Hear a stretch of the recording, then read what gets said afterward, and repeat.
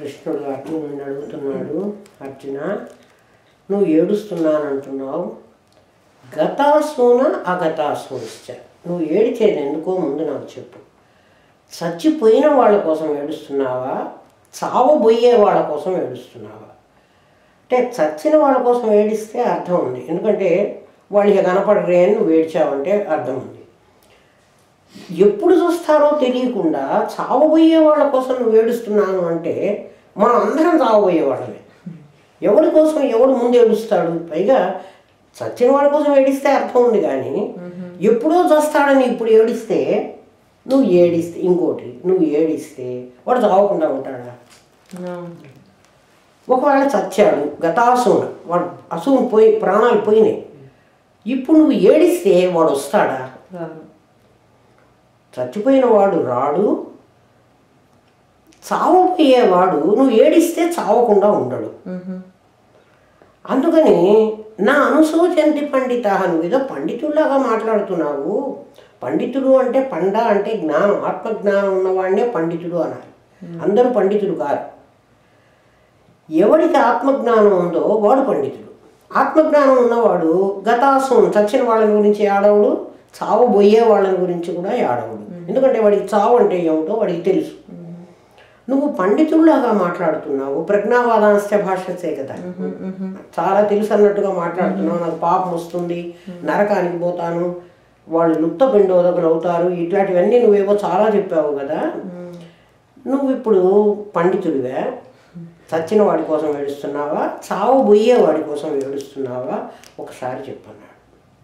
అర్జునుడిని అడిగాడు. అర్జునుడు ఇప్పుడు చెబుతున్నాడు, వీళ్ళందరూ చచ్చిపోతారు, యుద్ధం చేస్తే బాణం వేస్తే నా అస్త్రాలకు ఉన్న బలం ఏదో నాకు తెలుసు, నేను వేశానంటే ఖచ్చితంగా వీళ్ళందరూ చస్తారు అంటే భీష్ముడితో సహా. భీష్ముడు అసలు చావడు, స్వచ్ఛంద మరణం కదా. కానీ అర్జునుడికి అహంకారం ఉందన్నమాట. అర్జునుడికి ఏముంది ఇప్పుడు బాధ అంటే, నేను అనే భావం ఒకటి ఉంది. అంటే నేను చాలా పవర్ఫుల్ మ్యాన్ని, నేను బాగా అస్త్ర విద్యలు శస్త్ర విద్యలు అన్నీ సంపాదించుకున్నాను, ఖచ్చితంగా నేనే గెలుస్తాను. అందుకని నకాంక్షే విజయం అన్నాడు కదా, నాకు విజయం అక్కర్లేదు అన్నాడు. అంటే డెఫినెట్గా నువ్వు గెలుస్తావని నీకు తెలుసునా? అంటే అంత నమ్మకం నీకుందా?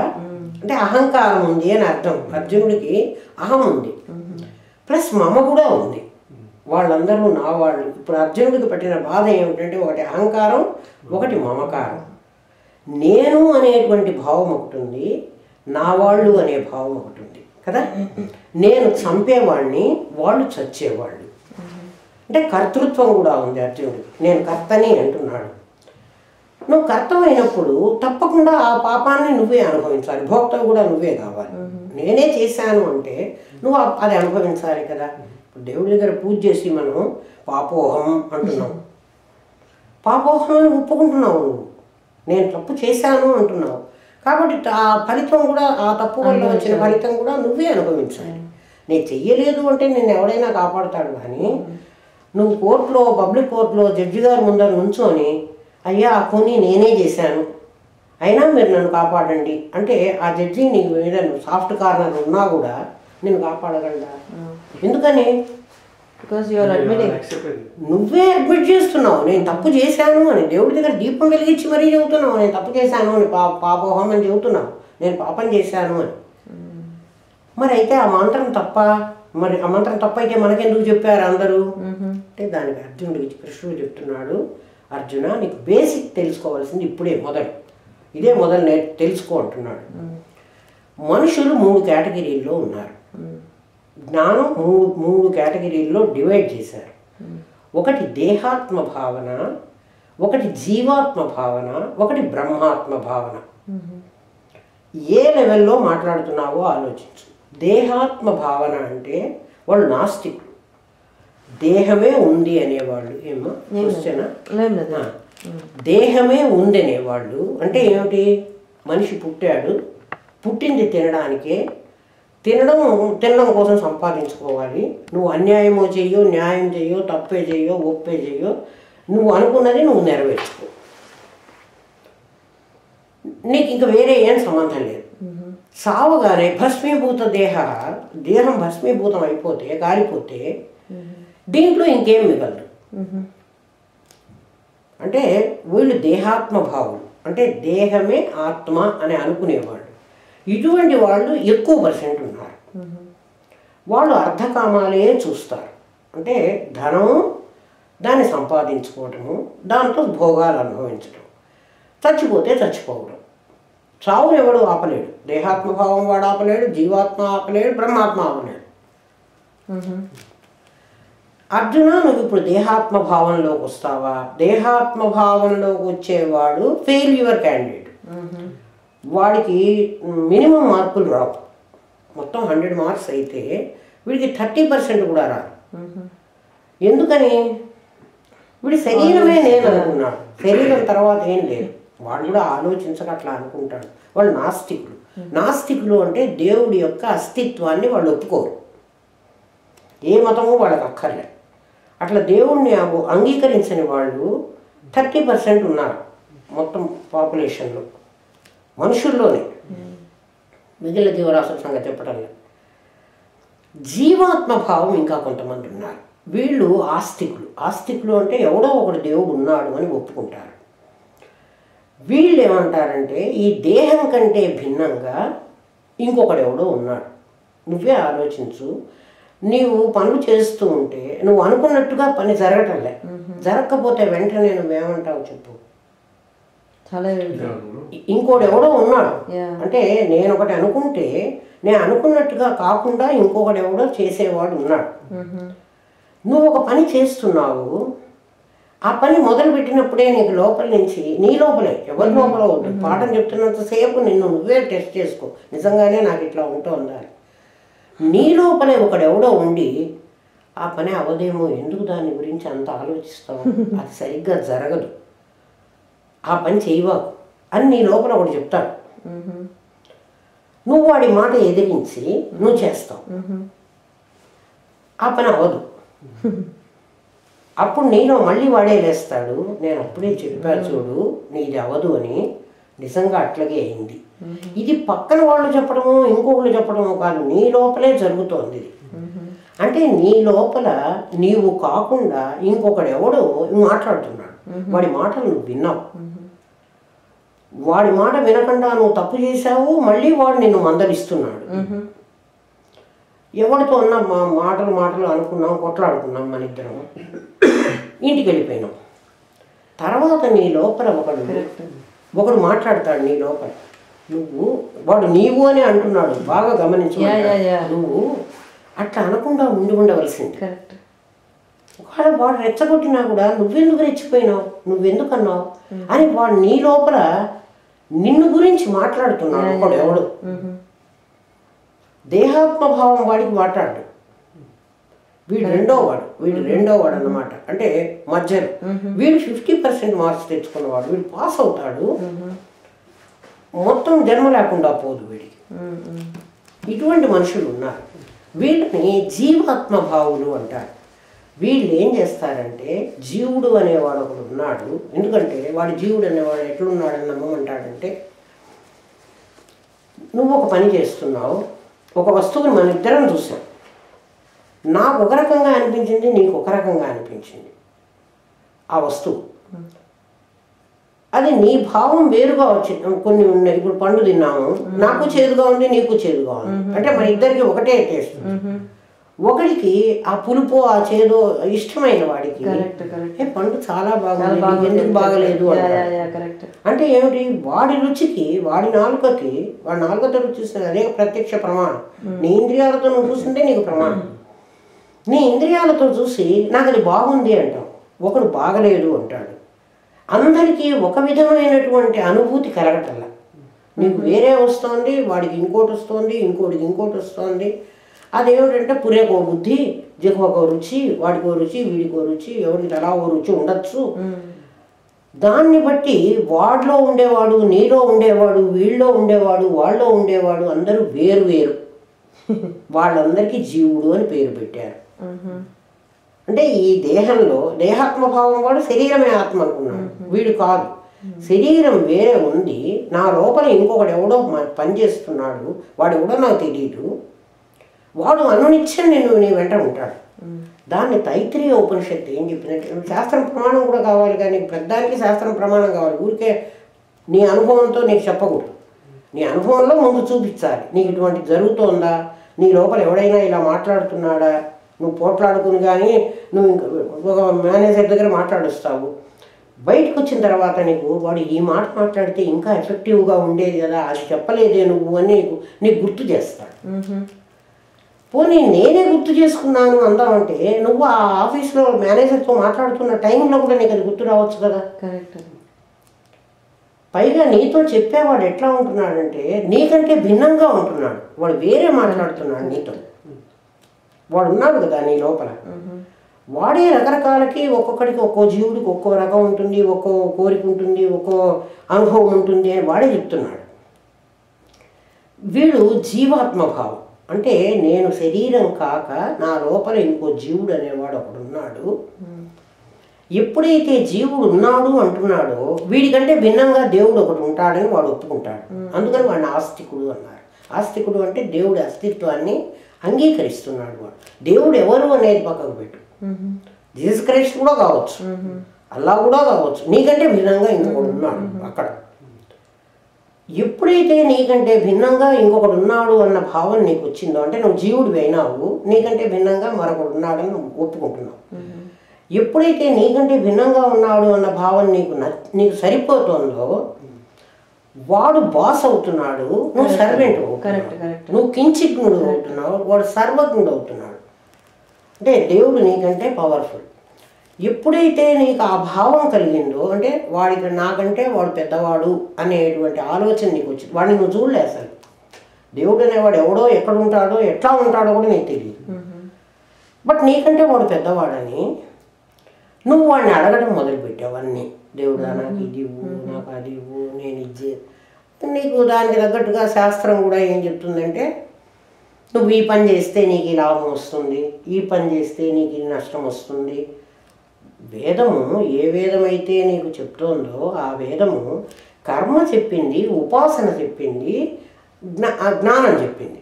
అందుకే కర్మకాండ అదే కర్మయోగం, జ్ఞానం కాదు కర్మ చెప్పింది, ఉపాసనాకాండ, జ్ఞానకాండ 3 చెప్పింది. మొత్తం వేదంలో 3 భాగాలు ఉన్నాయి. మనుషులు ఎట్లా కేటగిరీస్ 3 ఉన్నారో కర్మకాండ ఎవడికి చెప్పింది అంటే దేహాత్మభావం వాడికి చెప్పింది. ఒరే నాయన నువ్వు కర్మ చెయ్యి, కర్మ ఫలితం అనుభవించు. రెండో వాడు ఉన్నాడే జీవుడు.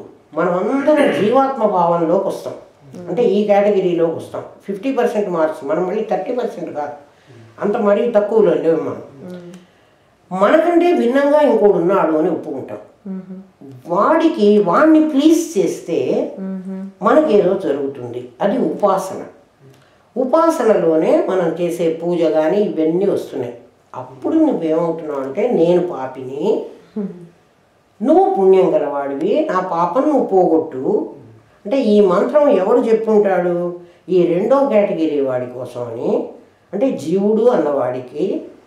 పోనీ అది తప్పు కదా, ఎందుకట్లా తప్పు మంత్రం వీళ్ళు చెప్పడం, వేదం చెప్పడం తప్పు కదా, ఆ మంత్రం చెప్పడమే తప్పు కదా, ఎందుకు చెప్పారు అంటే జీవభావమే నీకు అసలు పాపం. నువ్వు అది కరెక్ట్ అనుకుంటున్నావు కానీ జీవత్వమే నీకు తప్పు. నువ్వు బ్రహ్మగా ఉండవలసిన నేను జీవుడిని అయినాను అనుకోవడం అది పాపం కదా. అందుకని పాపోహం. ఓకే, నీకు అర్థమైందా? పాపోహం పాపకర్మాన పాపాత్మాన్ పాప సంభవాన్. ఎందుకు నేను పాపిని అయిపోయినాను అంటే ఇది కారణం. జీవాత్మ నేను అనుకునేవాడు, వీడు ఆస్తికుడు, వీడికి రిలీజియస్ మైండ్ ఉంది. ఈ ఎవడికి ఈ జీవాత్మ ఎందుకని రిలీజియస్ మైండ్? ఇందాక వాడికి అది లేదు, అర్థకామాలే ఉన్నాయి. వీడికి ధర్మం కూడా ఉంది. ధర్మం, అర్థం, కామం 3 ఉన్నాయి వీడికి. ధర్మ పురుషార్థంలో వీడు పుణ్యం, మంచి పనులు చేస్తే పుణ్యం వస్తుందని, చెడ్డ పనులు చేస్తే పాపం వస్తుందని, పాపపుణ్యాలు అనుభవించడానికి దేహం కంటే భిన్నంగా జీవుడు ఉన్నాడు అన్నాడు కదా. ఈ జీవుడు అనేవాడు మరో శరీరాన్ని తీసుకుని వాడు అనుభవించాలని వీడికి అర్థమైంది.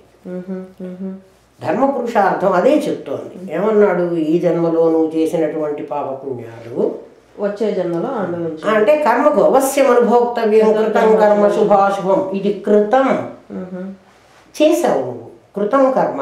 కృతం కర్మ అంటే నువ్వు చేసిన కర్మ. నువ్వు చేసిన కర్మ శుభకర్మ అయితే శుభ ఫలితం, అశుభ కర్మ అయితే అశుభ ఫలితం నువ్వే అనుభవించాలిరా నాయన. దేహాత్మభావం కాదు వీడికి. వీడి ధర్మార్థాలే అర్ధకామాలే కాదు, వీడికి ధర్మ పురుషార్థం కూడా ఉంది, ధర్మం కూడా ఉంది. ధర్మం ఏమిటి, అధర్మం ఏమిటి అంటే వేదం ఏది విధించిందో అది ధర్మం. వేదం కొన్ని విధించి దీనివల్ల నీకు పుణ్యం రాదు అని కూడా చెప్పింది. ఇప్పుడు సంధ్యావందనం చేస్తావు, సంధ్యావందనంలో నీకు పుణ్యం రాదు, నువ్వు అసలు ఎక్స్పెక్ట్ చెయ్యొద్దు అన్నాడు. పుణ్యం వస్తుంది అని ఎక్స్పెక్ట్ చేయవు. నా భార్య పిల్లల్ని నేను పోషించుకుంటున్నాను, అన్నం పెడుతున్నాను, నీకు పుణ్యం రాదు. ఎవరికన్నా పెడితే నీకు పుణ్యం వస్తుంది, కానీ నీ భార్య పిల్లలకు పెట్టుకుంటే నీకు పుణ్యం రాదు. పెట్టకపోతే పాపం వస్తుంది. పెట్టకపోతే పాపం వస్తుంది. ఎందుకు పాపం వస్తుంది? పెళ్లి చేసుకుంటే రోజున దీన్ని నేను పోషిస్తానని నువ్వు చెప్పావు. చెప్పావు కాబట్టి పెట్టకపోతే, అందుకే శాస్త్రం కొన్ని విధించింది నీకు. విధించినవి నువ్వు చెయ్యకపోతే నీకు పాపం వస్తుంది. విధించినవి చేస్తే పుణ్యం రాదు. ఇవి కాక పుణ్యకార్యాలని కొన్ని చెప్పింది. నాయన ఇవి చేస్తే నీకు పుణ్యం వస్తుంది. ఆ పుణ్యకార్యాలు చేస్తే కృతం, కృతం అంటే నువ్వు చేసే పని, సుకృతం మంచిగా మంచిగా చేసే పని అంటే అదే పుణ్యం. దుష్కృతం చెడ్డ పని, చెయ్యని అంటే చెయ్యకూడని పని, దానివల్ల పాపం వస్తుంది. ఏది సుకృతం ఏది దుష్కృతం అన్నదానికి నీకు చెప్తున్నాడు. మరి నాకు శాస్త్రం చదవలేదు కదా, నాకు వేదమే రాదు, ఏది విధించిందో ఏది విధించలేదో, ఏది పుణ్యం వస్తుందో ఏది పాపం వస్తుందో నాకు టెక్స్ట్ బుక్ లేదు కదా, నాకు 1వ క్లాసు నుంచి ఆ పాఠాలు చెప్పలేదు కదా అడుగుతాడు మనిషి. నా మతంలో లేదు కదా అంటే అందరికీ ఏ మతంలోనూ ఎవరికి చెప్తున్నాడు కూర్చోబెట్టి? ఒక్క ముస్లింలలో తప్ప ఎవ్వరికీ చెప్పడు. ముస్లింల్లో ఇంత చిన్న పిల్లవాడప్పటి నుంచి ఖచ్చితంగా వాళ్ళు చెప్తారు, కూర్చోబెట్టి తప్పకుండా చెబుతారు. వాళ్ళ ఆడపిల్లలకి చెబుతారు, మగపిల్లలకి చెబుతారు. మిగిలిన మన వాళ్ళు ఎవ్వరు మనకి ఏం చెబుతున్నారు? పెద్దవాళ్ళు అయ్యేదాకా దీపం పెట్టేది కూడా తెలియదు. అమ్మ దీపం పెడుతుంది, నాన్న దీపం పెడతాడు, అది కూడా తెలియదు మనకి. పైగా దీపం పెట్టి నువ్వు పుణ్యం వస్తుందంటావు, నీకు పుణ్యం రాదు. మరి ఏమొస్తుంది? మీ ఇంట్లో ఓ పెద్ద మనిషి ఉంటే, నేనే మీ ఇంటికి వచ్చి కూర్చున్నాను, నాకు మంచి నీళ్ళన్నా ఇవ్వాలి కదా, మీరు కాళ్ళు కొడుకోవడానికి నీళ్ళు ఇవ్వాలి, రాగానే చేతికి నీళ్ళు ఇవ్వాలి, తినడానికి అన్నం పెట్టాలి కదా, నేను స్నానం చేయకపోతే స్నానం ఇవ్వాలి, నాకు బట్టలు లేకపోతే బట్టలు ఇవ్వాలి, అంతే కదా. ఇప్పుడు మనం దేవుడికి చేస్తున్న పని ఏమిటి? ఆవాహనం చేసాం, రాగానే కూర్చో అనాలి కదా, కూర్చోబెట్టాము. రత్న సింహాసనం సమర్పయామి, హస్తయో అర్ఘ్యం సమర్పయామి, పాదయో పాద్యం సమర్పయామి, ఔపచారిక స్నానం చేయించడం లేదు కాబట్టి బాత్రూములు లేకుండా ఊరికే చుక్క నీళ్లు చల్లి అదే స్నానం అనుకో. వస్త్రం కూడా లేకుండా అలంకరణార్థం అక్షతానే. నువ్వు చేస్తున్నా అనుకుంటున్నావురా పిచ్చివాడా, నువ్వు ఏం చేయడం లేదు, ఒట్టిగా దీంతో మళ్ళీ క్లెయిమ్ చేస్తున్నావు నాకు పుణ్యం కావాలి. తప్పు కదా నువ్వు చేస్తున్న పని. మీ ఇంటికి ఒక మనిషి వస్తే, మా ఇంటికి వచ్చాడా ఆయన, నేనే పెట్టుకున్నాను కదా, నేనే తెచ్చి ఆ బొమ్మ పెట్టుకొని కూర్చోబెట్టుకున్నాను కాదు.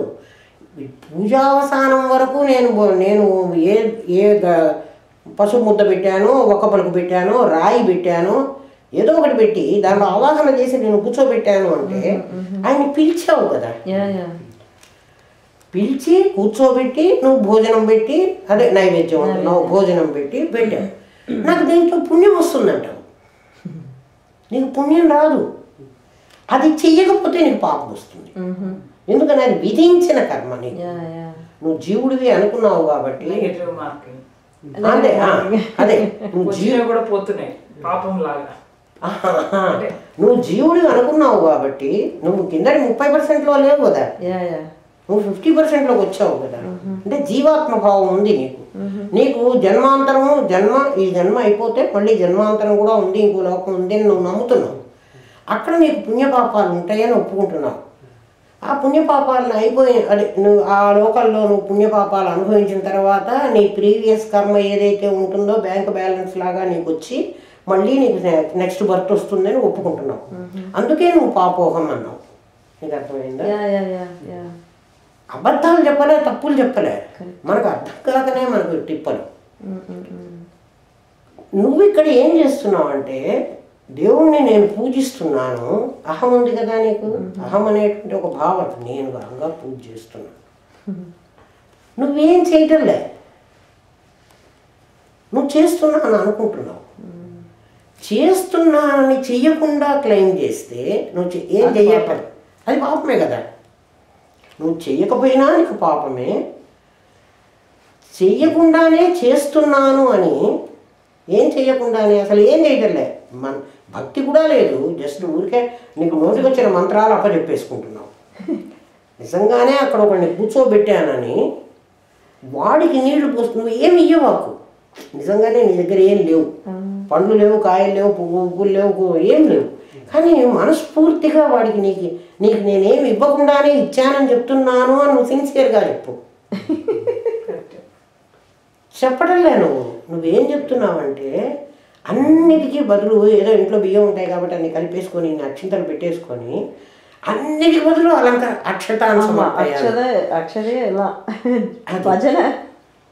నువ్వేమో అన్నీ వండుకొని తింటావు, వాడికి నైవేద్యం పెట్టడానికి వచ్చేటప్పటికి నువ్వు పెట్టవు, పైగా పెడితే నీకు పుణ్యం వస్తుందంటే ఏమన్నా పెడతావేమో, పుణ్యం కూడా రాదని చెబుతున్నాడు. జీవాత్మభావం. జీవుడు ఏమిటి అంటే ఈ లోకం కాదు మరో లోకం ఉందని నమ్ముతాడు వాడు, ఆ లోకానికి పోతాడు.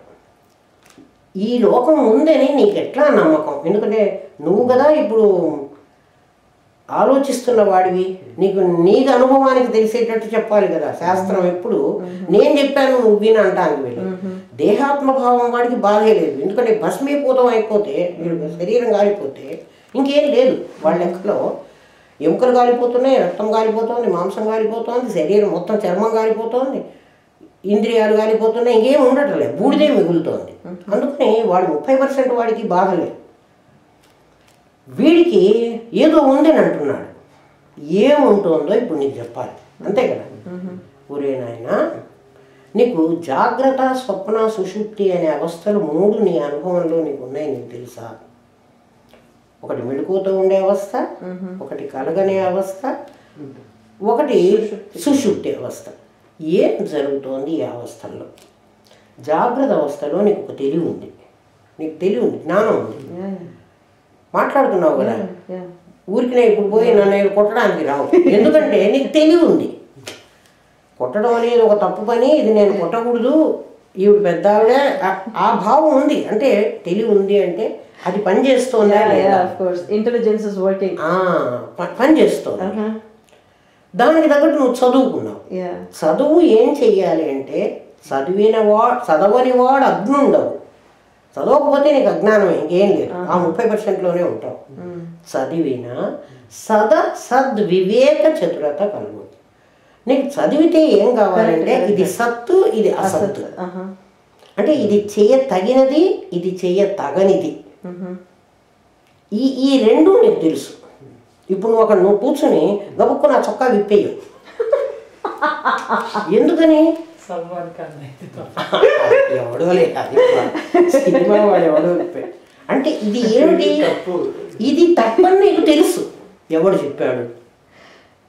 నేను చెప్పలే, బుద్ధి నీ లోపలే నీకు తెలుసు. అంటే ఒక తెలివి నీకుంది, నాకు తెలివి లేదని వాడు. తెలివి అంటే ఎటువంటిది? ఏదో 100% మార్క్సులు నేనేదో ప్రాబ్లం ఇస్తే అది గబుక్కున సాల్వ్ చేసే తెలివి నీకు లేకపోవచ్చు. కానీ అమ్మ చెప్పింటారు కదా, అది కూడా బట్టలు కట్టుకోవాలి చిన్నప్పటి నుంచి, ఏదో చెప్పి లేకపోతే తెలియదు, అందరి ఎదురా విప్పకూడదు అని అమ్మ చెప్పింటుంది. వాడికి తెలియదు బుద్ధి. ఎవడన్నా కానీ నీకు ఒక వివేకం ఉంది, అది ఈ జాగ్రత్త అవస్థలో నీకు ఉన్నదని నీకు తెలుసు.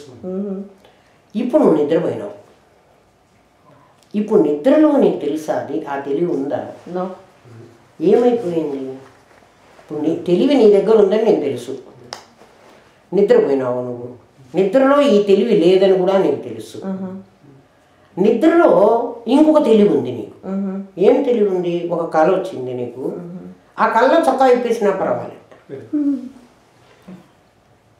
కానీ ఆ కళ ప్రపంచం ఉంది, దాన్ని చూస్తున్న నీకుంది. దాన్ని చూస్తున్న నీవు ఈ కళలో వీడు చొక్కా విప్పాడు, ఇది అసభ్యమైన పని అని కూడా నీకు తెలుసు. తెలుసు. ఈ చొక్కా విప్పడం అనేది మీకు తెలుస్తుందని చెప్తున్నా అంతే. ఏదైనా ఇది చెయ్యకూడనిది, ఇది చెయ్యవలసినది అన్న ఆ విచక్షణ జ్ఞానం ఉంది, అది కళ్ళలో కూడా ఉంది నీకు. గాఢ సుషుప్తిలో లేదు, నిద్రలో లేదు. పోనీ అది చచ్చిపోయింది అందామా, ఆ తెలివి చచ్చిపోయింది అందామా, మళ్ళీ రేపు పొద్దున మెడుకోరాగానే అంటే జాగ్రత్త అవస్థలో నీకు ఆ తెలివి ఉంటున్నది. ఇది నీ అనుభవం, నీకు తెలుసు. ఒక తెలివి జాగ్రత్త అవస్థలో ఉంటుంది, స్వప్నావస్థలో కొంత ఉంటున్నది.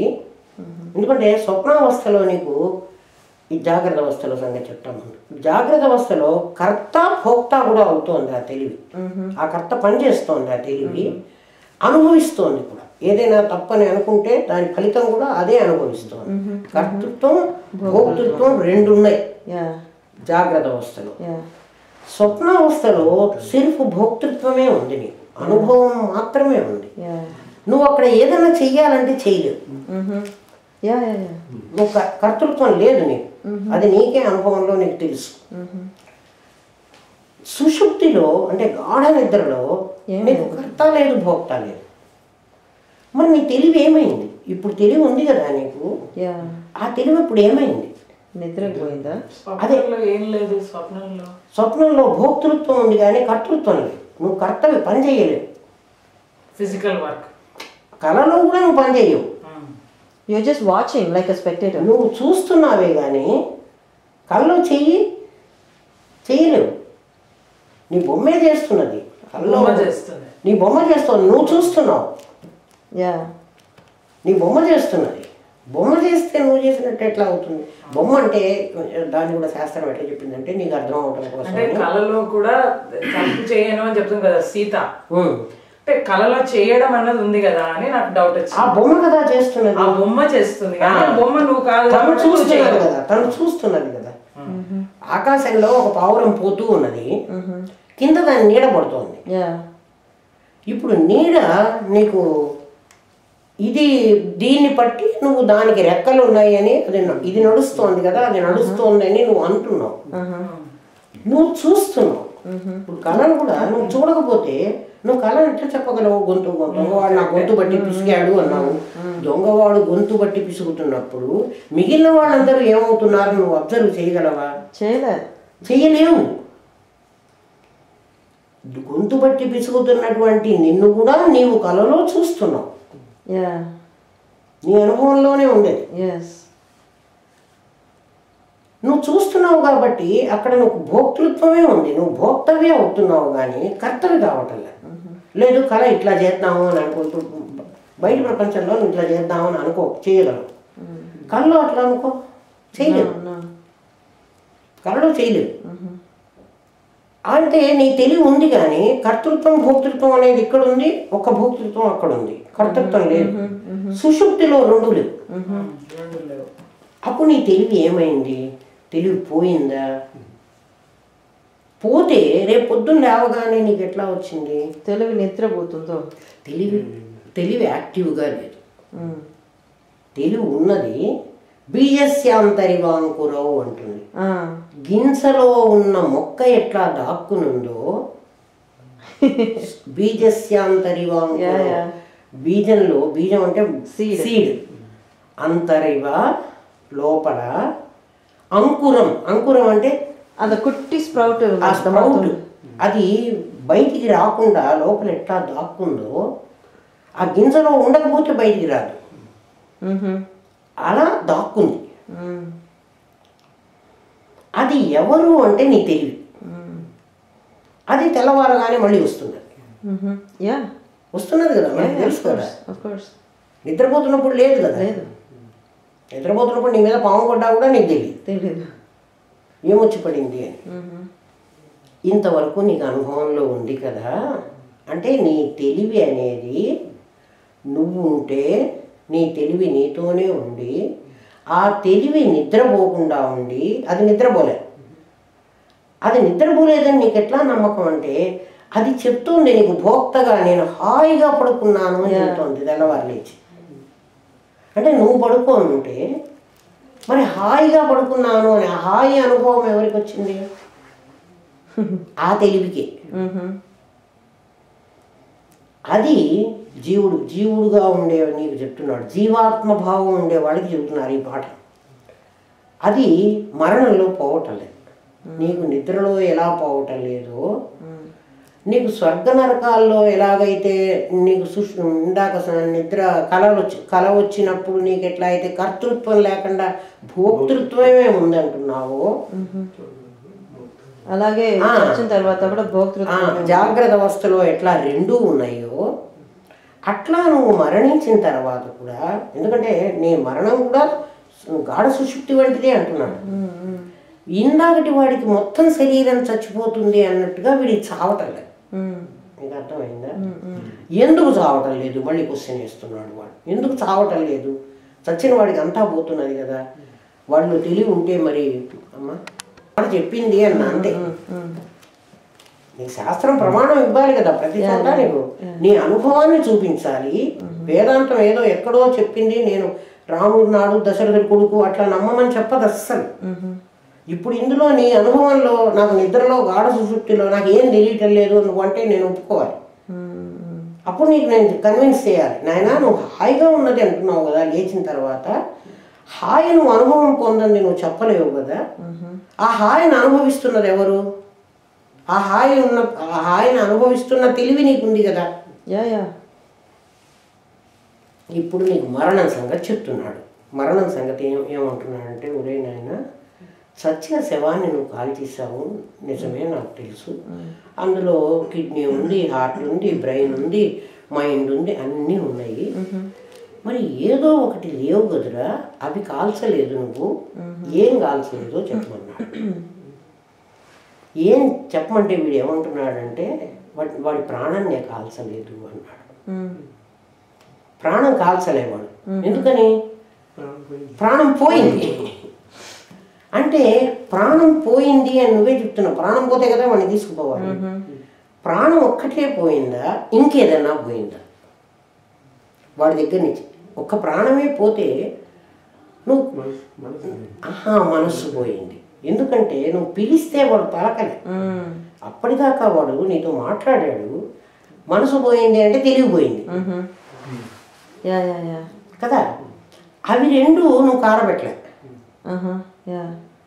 అవి పోబట్టే ప్రాణము మనస్సు పోయినాయి. మొత్తం నీకు ఈ శరీరం ఎట్లా వచ్చిందో ఇప్పుడు చెప్తాడు.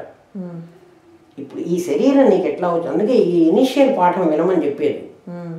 ఈ మొదట్లో పాఠాన్ని ఇది తప్పనిసరిగా వినాలి ప్రతి ఒక్కడు కూడా. వింటే కానీ వాడికి అసలు అర్థం కాదు. చచ్చిపోయినప్పుడు నీ మనస్సు లేదురా నాయన, నీ మనస్సు బయటికి వచ్చింది. మనస్సు ప్రాణము రెండు బయటికి రావడం నువ్వు చూసావంటే తెలుసు, ఎక్స్పీరియన్స్ చేశావు. చచ్చిన వాళ్ళని మనం చాలా మంది చూసాం కదా. మనస్సు ప్రాణము రెండు లేవు. మనస్సు లేదంటానికి ఏమిటి అంటే వాడు నన్ను గుర్తుపట్టాలి. రోజు జరుగుతున్న పని ఏమిటంటే మనస్సు ప్రాణము రెండు మన శరీరంలో ఉంటున్నాయి. మన ఇంద్రియాలలో మన శరీరం ఉంటుంది, మనస్సు కూడా ఉంది, ప్రాణం కూడా ఉంటుంది. ప్రతిరోజు నిద్రలో ప్రాణం మనస్సును జయిస్తోంది. ఎందుకంటే ప్రాణం ఆగటంలే. నీకు నిద్రపోతున్నాను గాఢ సుషుప్తిలో ఉన్నా నీ శ్వాస ఆడుతూనే ఉంది. మనస్సు మెల్లమెల్లగా లోపలికి వెళ్ళిపోయింది. అంటే అప్పుడు మనస్సు ఓడిపోయింది, ప్రాణం గెలిచింది. ఎప్పుడు? ప్రతిరోజు. మరణ సమయంలో మనస్సు ప్రాణాన్ని ఓడించి తనతో తీసుకెళ్ళిపోతుంది. రోజు మనస్సు ఓడిపోతోంది, ప్రాణం గెలుస్తోంది. కాబట్టి రేపు పొద్దున మనం లేస్తున్నాం.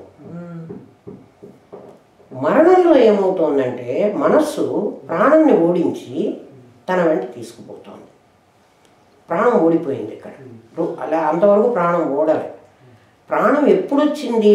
తల్లి గర్భంలో నుంచి నేను బయటకు వచ్చినప్పుడు, ఫస్ట్ బ్రీత్ తీసుకున్నప్పుడు ప్రాణం నా దగ్గరికి వచ్చింది. అప్పటి నుంచి దాని పని ఏమిటి అంటే ఈ శరీరాన్ని నడపడమే పని. నేను ఏ అవస్థలో ఉన్నా, నేను నిద్రపోతున్నా, నేను మెలుగుతూ ఉన్నా, నేను కలగంటున్నా, ప్రాణక్రియ జరుగుతూనే ఉంది. ఈ ప్రాణం ఇంత తీసుకోవాలి అని నా లెక్క ఉంది. ఈ శరీరానికి ఇన్ని శ్వాసలు, ఇంత గాలి నేను పీల్చాలి. కొంతమంది హఠయోగం చేసి ప్రాణాన్ని కుంభకం చేసి బిగబట్టి, ఇప్పుడు రాఘవేంద్ర స్వామి అట్లాంటి వాళ్ళు, మంత్రాలయ రాఘవేంద్ర స్వామి అట్లాంటి వాళ్ళు, మనం ఇంత గాలి పీల్చి ఇంత గాలిని వదిలితే మన జీవితకాలం ఇంత సరిపోతుంది. రోజు ఎంతో 84,000 సార్లు ఏదో అది అకౌంట్ ఉంది. ఆ కౌంట్ ప్రకారం మనం గాలి తీసుకుంటాము, గాలి వదులుతాము. అట్లా తీసుకోవడం వల్ల మనకి ఆ ప్రేరణ జరిగి వైశ్వానరుడికి ఆకలి అవుతుంది. ఇప్పుడు గాలి ఊదితే పొయ్యిలో నిప్పు మండుతుంది. గాలి ఊదకపోతే మండదు, నిప్పు ఉంటుంది. రోజు మనం నువ్వు గాలి పీల్చడం కనుక ఆపివేయగలిగితే, ఏదైనా యోగం చేసి నీ చేతనైన పని ఏదైనా చేసి ఆపివేయగలిగితే నీకు ఆకలి కాదు. తక్కువ శ్వాసలు వచ్చిన వాడికి తక్కువ ఆకలి. అసలే ఆపగలిగిన వాడికి కుంభకం చేసి ఆపుతారు యోగులంతా. ఆ యోగాభ్యాసం అంటే అట్లాంటిది. శ్వాసని బంధించి ఆపేస్తారు. అట్లా ఆపడం వల్ల నీకు ఆకలి కాదు. ఆకలి కాకపోతే నువ్వు ఆహారం తీసుకోకపోతే నువ్వు తీసుకోవాల్సిన ఆహారం అయ్యేదాకా నీ ప్రాణం ఉండాలి. లాస్ట్ ఆఖరు ఒక మెడిసిన్ కూడా నేను తీసుకోవడానికి, ఆ మందు కూడా నాదైతే ఆ ఇంజక్షన్ నాకు వేసే వరకు నా ప్రాణం పోదు. వాడు ఎన్ని వేలైనా తెచ్చి ఆఖరిలో ఆ ఇంజక్షన్ గుచ్చిన తర్వాతనే నేను వస్తా కానీ చావు. తర్వాత ఇగో ఇంత రక్తం బాటిల్ నాకు ఇవ్వాలి. అంతే, అన్నీ అంతే. ఆఖరి శ్వాస. ఎందుకంటే నీకు గాలి పీల్చే శక్తి లేకపోతే వెంటిలేటర్ మీదన్నా నిన్ను పెడుతున్నాడు కదా, ఆ గాలి మనకు ఇస్తున్నాడు కదా. అంటే ఆ ఆఖరి క్షణంలో ఏమవుతోందంటే మనస్సు ప్రాణాన్ని తీసుకుని వెళ్ళిపోతుంది. మనస్సు ప్రాణము ఈ రెండిటికి శరీరం లేదు. నీకు శాస్త్రం ఏం చెప్పిందంటే, ఒరే నాయన, నామం, రూపం, క్రియ, ఈ మూడు నీ శరీరానికి కారణం అని చెప్పింది. ఒకటి నామం, ఒకటి రూపం, ఒకటి క్రియ. నామం అంటే ఆలోచన. అంటే నీ ఆలోచనలే నీకు రూపం ధరిస్తున్నాయి. ఎట్లా అంటే ఇప్పుడు రమేష్ అనేటువంటి ఒక పేరు, ఇది రమేష్ అనేది ఒక నామం. నేను రమేష్ అన్న, ఇక్కడ రమేష్ లేడు, ఊరికి నేను రమేష్ అన్న. వెంటనే నీ బ్రెయిన్లో నీకు ఒక రమేష్ కనిపించాడు. ఆ కనిపించినటువంటి దాన్ని, అది నీ ఆలోచన, నీ మనసు చేసిన పని కనిపించింది కదా నీకు కూడా. రమేష్ కాకపోతే ఇంకొకడు ఎవరి పేరో చెప్పు, వాడు కనపడతాడు నీకు. అంటే నీ మనస్సులో ఒక నామం చెప్పగానే ఒక రూపం కనిపించింది. ఆ నామం అది ఆలోచన. నామం అన్నప్పుడు ఎప్పుడు వేదాంతంలో ఆలోచన అని అర్థం అన్నమాట. నీ ఆలోచన ఆ రూపం ధరిస్తుంది. నీ మనసు ఆ రూపం ధరించేసింది, నీకు కనపడింది. రూపం అట్లాంటిది ఇక్కడ ఒకటి ఉంటుంది ఈ బయట. క్రియ ఒక పని చేస్తుంది. నీకు మీ తల్లిదండ్రులు ఒక పేరు పెడితే అది అది అది వాళ్ళ మనస్సులో వచ్చినటువంటి నామం, వాళ్ళే కదా నీకు పేరు పెట్టారు. ఆ పేరు గలది ఒక రూపం, ఇది ఒక పని చేస్తుంది. నామం, రూపం, క్రియ, ఈ మూడు చూడు